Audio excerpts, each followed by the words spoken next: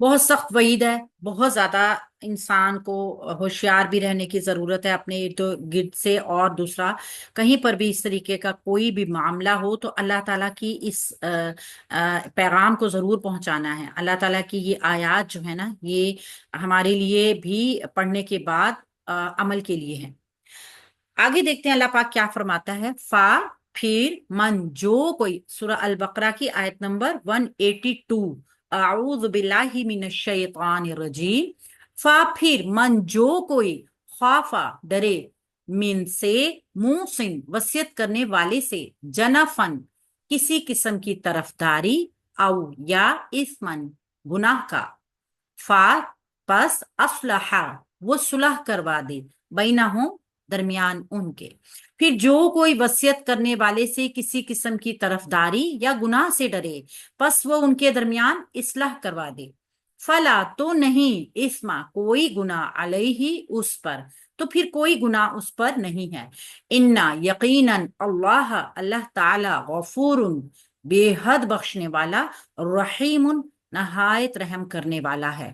اب یہاں پہ ایک اور چیز بتا دی گئی، یعنی جس کو وصیت کرنے والے کی طرف سے کسی بے جانب خوف کا یا حق تلفی کا کوئی اندیشہ ہو، مثال کے طور پہ اس نے اپنی اولاد کو ہی فارغ کرا دیا، اس نے اپنے تمام بچوں کو جو ورثہ بنتے تھے، یا پھر اس نے کسی کے ساتھ ایسے والدین کے حق میں، بہن بھائیوں کے حق میں کوئی حق تلفی کر گیا مرنے والا، تو اس کو چاہیے کہ وہ پھر اس وصیت کے اوپر عمل نہ کرائے، کیونکہ اس وصیت کا جو گناہ ہے وہ مرنے والے کو بھی پہنچے گا، اور بعد والے لوگوں کو بھی حق تلفی ہوگی، تو اسے چاہیے کہ وہ آپس میں ان کی صلح کرا دے۔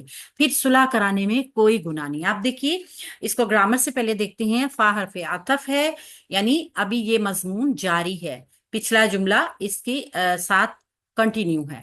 من، جو کوئی، یہاں پھر من جو ہے وہ آیا ہے شرط کے طور پہ۔ خوافا، ڈرے، فعل ہے ماضی کا، واحد ہے، مذکر ہے، غائب ہے۔ خا، واو، فا اس کا روٹ ورڈ ہے۔ پھر جو کوئی ڈرے، من سے، موسن، وصیت کرنے والے سے، من حرف جار ہے، اور موسن جو ہے وہ مجرور ہے، جار مجرور مل کر مرکب بنیں گے جاری۔ یہاں پہ بھی آپ دیکھیے کہ موسن ایک اسم ہے جس کو من حرف جار نے مجرور کیا، یعنی حرف جار اور مضاف الیہ، یہ دو چیزیں ایسی ہیں جو مجرور نظر آتی ہیں کسی بھی جملے کی ترکیب میں۔ ان دونوں چیزوں کو آپ نوٹ کر لیجئے۔ حرف جر کی موجودگی میں آگے والا اسم ہمیشہ مجرور ہوگا، اور مضاف الیہ، کسی بھی مرکب اضافی کا مضاف الیہ ہمیشہ حالت جر میں ہوگا۔ تو یہاں پہ مرکب جاری کا پیٹرن ہے یہ، موسن، واو، صاد، یا اس کا روٹ ورڈ ہے، وصیت کرنے والا، والا، والی، والے کا مطلب کیا ہے؟ یہ اسم الفاعل ہے، یعنی ایسا اسم جو خود کام کر رہا ہے، تو یہاں پہ ہم اس کو اسم الفاعل رکھیں گے۔ جنفن، کسی قسم کی طرفداری کا، کسی قسم کی طرفداری، یہ منسوب ہو کر آ رہا ہے، اسم ہمارے پاس نکرا بھی ہے، تو یہ مفعول بنے گا اس فعل کے لیے۔ کون سے فعل کے لیے؟ خافا فعل کے لیے۔ جیم، نون، فا اس کا روٹ ورڈ ہے۔ او، یا، او حرف عطف ہے، جملہ جوڑ رہا ہے اسمن، یا گناہ کا۔ اسمن بھی ایک منصوب اسم ہمارے پاس آیا جو کہ دوسرا مفعول بنے گا اس فعل کے لیے، خافا فعل کے لیے۔ فا، تو یہاں سے جواب شرط شروع ہو جائے گا، سوری، یہ حرف عطف ہے، ابھی جملہ جاری ہے، جواب شرط آگے سے شروع ہوگا۔ فا اصلحہ، تو وہ صلح کروا دے۔ فا حرف عطف ہے، اصلحہ فعل ہے ماضی کا، واحد مذکر غائب ہے، صاد، لام، ہا اس کا روٹ ورڈ۔ صلح کروانا، آپس میں ان کا مصالحت کروا دینا، بینہم، ان دونوں کے درمیان۔ بینہ ایک ظرف ہے، دو چیزوں کے درمیان، تو یہ ایک مقام بھی ہے۔ تو کوئی بھی ایسی چیز جو مقام ہو، یا پھر کوئی بھی ایسی چیز جس میں وقت پایا جائے، وہ ظرف ہوتی ہے۔ اور ظرف پلس اسم یا ظرف پلس ضمیر مرکب اضافی کا پیٹرن ہے۔ اب یہاں پہ آپ دیکھیے کہ یہ ہوم جو ہے نا، چونکہ مضاف الیہ ہے، پہلا حصہ مضاف ہوتا ہے، دوسرا حصہ مضاف الیہ ہوتا ہے۔ یہ بینہ جو ہے مضاف ہے، اور ہم جو ہے یہ مضاف الیہ ہے، تو ہم کی ضمیر مجرور ضمیر ہے، क्योंकि ये मुजाफ अलैह है तो इसका शर्त है कि ये मजरूर ही होगा। तो यहाँ पर ये हुम की जमीर मजरूर जमीर है। मुरक्कब इजाफी फा, तो यहाँ से जवाब शर्त शुरू हो रहा है, निशान लगा लीजिए। आंसर असल में आजकल बिजी हैं थोड़ी सी, तो इस वजह से थोड़ी सी प्रॉब्लम हो रही है। इंशाल्लाह ताला वो इजी हो जाएंगी तो फिर आसानी भी हो जाएगी। फा जवाब शर्त है। ला, लाए नफी जिन्स। लाए नफी जिन्स ऐसा ला होता है जो अपने बाद आने वाले इसम में जो काम किया जा रहा है उसकी टोटल तौर पर नफी कर देता है, यानी गुंजाइश से बाहर कर देता है। तो कोई गुनाह नहीं, यानी कि अब गुनाह की गुंजाइश कोई नहीं है। कि यानी कि अगर उस इंसान ने वसीयत करने वाले की किस तरफ से किसी तरफदारी को या किसी की हक तलफी को देखा, या तो वो गुनाह से डरे कि ये गुनाह है और फिर उनकी आपस में मुसालिहत करा दे, तो फिर उन पे कोई गुनाह नहीं है, उसके ऊपर कोई गुनाह नहीं है। तो इस्मा को हमने, इसको फला में लाई नफी जिन्स को हमने कैसे पहचाना था? इस्मा को देखते हुए। ये इस्मा जो है इसम है और इसको मंसूब है और इसका एराब भी हल्का है, वाहिद भी है, मुजक्कर भी है। ये लाई नफी जिन्स की पहचान है कि ऐसा ला जिसके बाद कोई इसम इन तमाम शराइत के ऊपर पूरा उतरे तो वो लाए नफी जिन्स होगा। ये लाए नफी जिन्स भी अपने इसम और अपनी एक खबर बनाता है। जैसे हमने इन्ना और उसकी फैमिली का देखा ना, तो लाए नफी जिन्स की भी अपना इसम अपनी खबर होती है। ये हम इंशाल्लाह ताला आगे देखेंगे। अलैहि, उस पर, मुरक्कब जारी, अला हरफे जर है और ही मजरूर जमीर इसके साथ मुरक्कब जारी का पैटर्न बना रही है, तो कोई गुनाह नहीं उस पर। इन्ना, यकीनन, इन्ना हरफ नासबा मुशब्बा बिल फेल है, अपने बाद आने वाले इसम को मंसूब करता है और अपना इसम बनाता है। तो इन्ना हरफ नासबा और अल्लाह इसका इस्मु इन्ना, मंसूब हालत में हमजा लाम हा रूट वर्ड के साथ। गफूरुन, गैन फारा, अल्लाह की सिफ्त है, सिफ्त मुबालगा है। और ये गुफरान से निकला है, मसदर गुफरान है इसका, बेहद बख्शने वाला। रहीमुन, रहामीम इसका रूट वर्ड है और ये सिफ्त मुशब्बा है, निहायत रहम करने वाला। यानी कि अल्लाह ताला की ये दो सिफात जो हैं ये हमें बता रही हैं। अब अगर हम देखें तो ये दो सिफात जो है ना, ये किसकी है? ये इस अल्लाह की है। तो हमें एक नया पैटर्न भी समझ आ सकता है कि अल्लाह को हम मौसूफ बनाएंगे और इन दोनों को हम सिफ्त कह सकते हैं अल्लाह की। ये भी एक पैटर्न, इस तरीके से भी हम इसको जोड़ सकते हैं।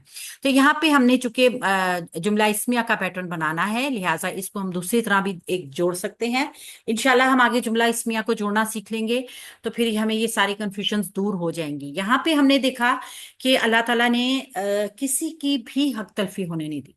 खा वाओ फा इसका रूट वर्ड है, ख्वाफा का। एक तब्दीली के बाद ये वाओ जो था ना, ये अलिफ में तब्दील हो गया।